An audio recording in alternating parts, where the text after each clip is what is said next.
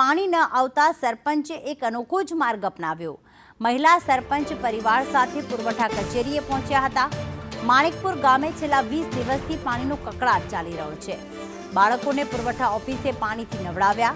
મહિલા સરપંચ કપડાં ધોવાનું પોટલું પણ સાથે લઈને આવ્યા હતા। પાણી ન આવે ત્યાં સુધી ઓફિસ પર જ પરિવાર સાથે ધરણા કરવાનું આયોજન છે।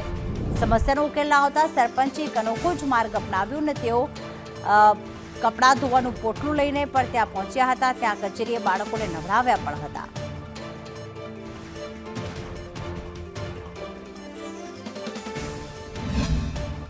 મારા ગામમાં 20 દિવસથી પાણી નથી આવ્યું, તો કપડાં ધોવા પાણી, નાહવા પાણી, પછી રસોઈ બનાવવા માટે પાણી ને માલઢોર માટે પાણી પીવાનું પણ નથી। બાળકો સાથે છે પણ એની સાથે પાણીની બોટલ ભરવા માટે પણ પાણી નથી। આજે બેન તમે ક્યાં આવ્યા છો? આજે મેં ઉના આવ્યા છે પાણી પુરવઠાવે। જે અમારા ગામની અંદર પાણીની વિકરાળ સમસ્યા છે, જે 15 થી 20 દિવસથી આ સમસ્યા ગંભીર રીતે છે।